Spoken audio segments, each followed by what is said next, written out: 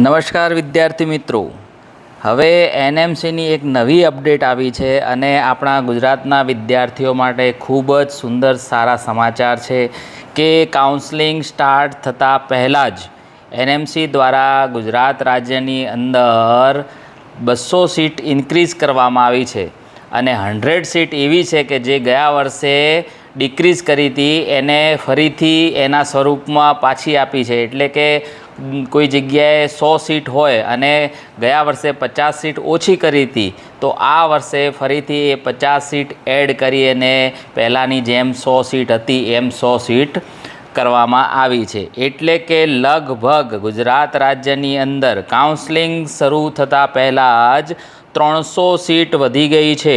300 seat વધી ગઈ છે એમબીબીએસ માટે, બરાબર। તો આનું ઓફિશિયલ જે નોટિફિકેશન છે એનએમસી દ્વારા, એટલે કે નેશનલ મેડિકલ કમિશન દ્વારા 14/7/2026ના રોજ કયો સબ્જેક્ટ છે તો seat matrix for undergraduate course for the academic year 2026-27, એટલે કે કાઉન્સેલિંગ થતાં પહેલાં જ દરેક સીટ મેટ્રિક્સ દરેક સ્ટેટનું આપી દીધું છે। તમને આ એક બહુ મોટું નોટિફિકેશન છે, દરેક રાજ્યની જોઈ શકશો હમણાં કે દરેક રાજ્યની સીટ અહીંયા આપેલી હશે, નામ પણ છે, સ્ટેટનું નામ છે, ઇન્સ્ટિટ્યૂટનું નામ છે અને કેટલી સીટ છે, કેટલી ઇન્ક્રીઝ થઈ છે ને હવે કેટલી ટોટલ સીટ છે એનું બધાનું વિવરણ આપેલું છે। એટલે આપણે ફક્ત આપણે જે જરૂરી છે એટલે કે ગુજરાત રાજ્ય માટેની જે જરૂરી સીટ છે એના વિશે ચર્ચા કરીશું। તો ગુજરાત રાજ્યની અંદર જે શિવસા મેડિકલ કોલેજ જે છે સુરેન્દ્રનગર, બરાબર, એની 100 સીટ હતી। કેટલી સીટ હતી? 100 સીટ હતી અને હવે એ 100 સીટમાંથી 50 સીટો વધી અને 150 સીટ થઈ ગઈ છે, 150 સીટ્સ બની ગઈ છે। તો શિવસા જે સુરેન્દ્રનગરમાં છે જેની 150 સીટ થઈ છે અને 50 સીટનું ઇન્ક્રીમેન્ટ એટલે ઇન્ક્રીઝ થઈ છે। તો એક કોલેજ એ થઈ ગઈ ગુજરાતની। હવે બીજી કોલેજની વાત કરીએ તો જે એનડી દેસાઈ છે નડિયાદની અંદર, એ કોલેજની અંદર પણ 50 સીટ વધી છે। દેખી શકો છો કે 150 સીટ હતી, 50 સીટ વધી છે એટલે 200 સીટ થઈ છે, 200 સીટ। તો સેકન્ડ નંબરની કઈ છે? એનડી દેસાઈ નડિયાદ ખાતે, જેની ટોટલ સીટ 200 બની ગઈ છે અને 50 સીટ એ ઉમેરો થયો છે 50 સીટનો, બરાબર। હવે એના પછી નેક્સ્ટ આપણે થર્ડ કોલેજ જોઈએ। આ તમામ કોલેજ પ્રાઇવેટ કોલેજ છે અને પ્રાઇવેટ કોલેજની અંદર 50 સીટનો ઉમેરો થયો છે। હવે ત્રીજા નંબરની કોલેજની વાત કરીએ તો ગુજરાતની અંદર કિરણ મેડિકલ કોલેજ છે, બરાબર, જે સુરતની અંદર આવેલી છે, જેની 150 સીટ હતી અને 50 સીટનો વધારો થયો છે અને હવે 200 સીટ વધી છે। તો થર્ડ નંબરની કઈ કોલેજ છે? કિરણ મેડિકલ કોલેજ છે સુરતની અંદર, જેના અંદર 50 સીટનો ઉમેરો થયો છે।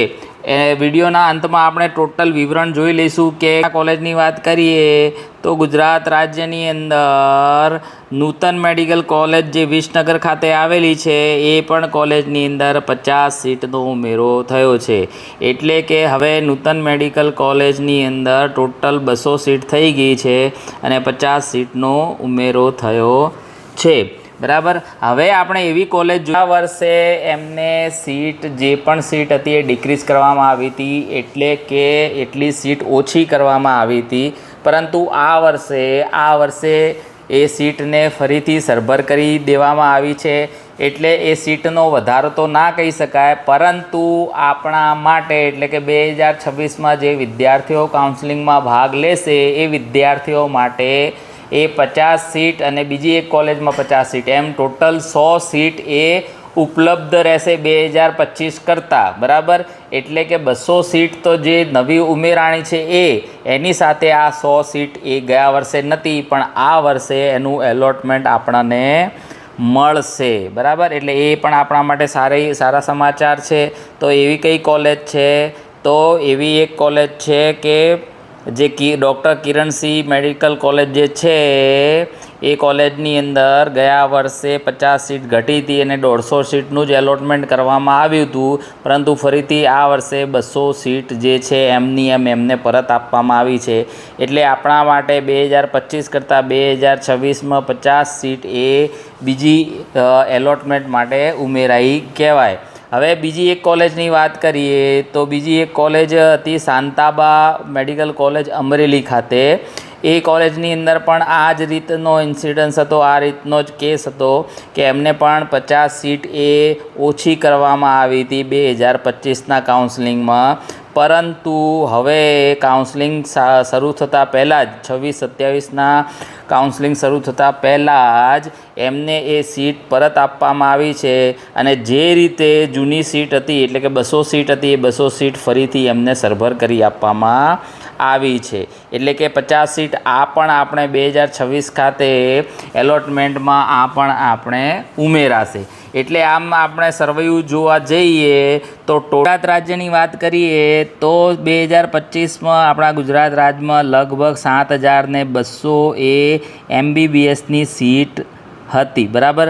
હવે આ વર્ષે કાઉન્સલિંગ શરૂ થતાં પહેલાં જ 200 સીટ તો ઉમેરો આપી દીધો છે. NMC દ્વારા 200 સીટનો ઉમેરો આપી દીધો છે. એની સાથે સાથે 100 સીટ એવી હતી કે જે 2025ના કાઉન્સલિંગમાં હતી નહીં, પરંતુ એ સીટ હવે 2026માં અવેલેબલ છે.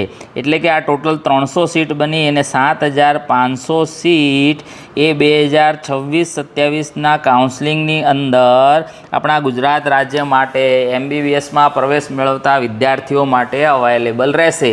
એમના માટે નીતિ નિયમ પ્રમાણે, યોગ્યતાના માપદંડ પ્રમાણે એમને ચોઇસ ફિલિંગ કરી હોય, મેરિટ લિસ્ટ પ્રમાણે, રેન્ક પ્રમાણે, કેટેગરી મેરિટ પ્રમાણે એમને એમનું એલોટમેન્ટ આપવામાં આવશે. પરંતુ દર વખતેની જેમ આપણે જ્યારે બી કાઉન્સલિંગ ચાલુ થતું હોય ત્યારે રાઉન્ડ દરમિયાન એટલે પહેલા રાઉન્ડમાં, બીજા રાઉન્ડમાં કે ત્રીજા રાઉન્ડમાં એ MBBSની સીટની અંદર હજી પણ ઉમેરો આવી શકે એવી શક્યતાઓ છે. હજી પણ 300 સીટ વધી શકે એવી શક્યતાઓ છે.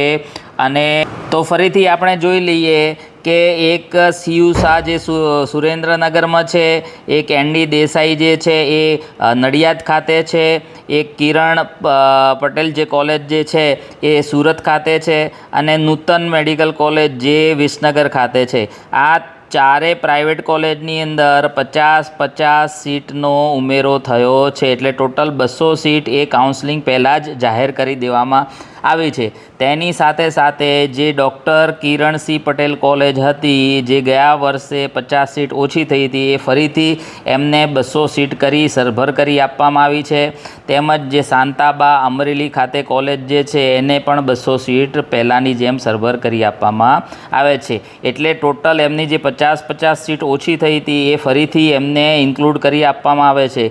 એટલે 2026-27ની અંદર 300 સીટ તેમજ જ્યારે પણ કાઉન્સેલિંગ ચાલુ થતું હોય, બરાબર, અને એના રાઉન્ડ સ્ટાર્ટ હોય કે પહેલો રાઉન્ડ હોય, બીજો રાઉન્ડ કે ત્રીજો રાઉન્ડ, તો એ રાઉન્ડ દરમિયાન પણ MBBSની સીટ એ ઉમેરાતી હોય છે. અને લગભગ આ વર્ષે પણ બીજી 300ની આસપાસ એ સીટ ઉમેરાશે. એટલે આપણે જોવા જઈએ કે ટોટલ 2025ની અંદર જે 7,200 ને રાઉન્ડ સીટ હતી, 200 સીટ નવી ઉમેરાઈ છે, 100 જે જૂની હતી એવી સરભર કરી આપી છે. અને બીજી કદાચ કાઉન્સલિંગ દરમિયાન સંભાવના છે કે એ સીટ બીજી 300 સીટ આસપાસ ઉમેરાશે. એટલે 7,800 સીટ જે છે એ 26-27ના કાઉન્સલિંગમાં થઈ શકે છે. બીજી આપણે જોવા જઈએ તો ગુજરાત રાજ્યની અંદર ડીમ યુનિવર્સિટી સુમનદીપ આવેલી છે જેની 250 સીટ છે. તેમજ આપણે એમ્સ ખાતે રાજકોટ એમ્સમાં આવેલી છે તેની 75 સીટો છે. એટલે કે આપણા ગુજરાતની અંદર ટોટલ MBBS માટે 8,000 અબાઉટ સીટ એ 2026-27માં બની શકે એવી શક્યતાઓ છે, સંભાવનાઓ છે. બરાબર, ધ્યાનમાં આવી ગયું. હવે કાઉન્સલિંગને લગતું કોઈ પણ પ્રશ્ન હોય, મૂંઝવણ હોય તો તમે આ ચેનલ દ્વારા, આ માધ્યમ દ્વારા તમે જાણી શકો છો. દરેક કાઉન્સલિંગની પ્રોસેસ માટે આપણે વિડીયો અપલોડ કરીએ છીએ અને જેમ જેમ પ્રોસેસ સ્ટાર્ટ થશે એ પ્રોસેસની આપણે માહિતી આપતા રહીશું. ડિસ્ક્રિપ્શનની અંદર બીજા બધા વિડીયોની લિંક આપેલી છે તથા અમારા વોટ્સઅપ ગ્રુપની પણ લિંક આપેલી છે, તો જે પણ વિદ્યાર્થીઓ વાલીઓને ઈચ્છા હોય તો એ સાથે જોઈન કરી શકે છે.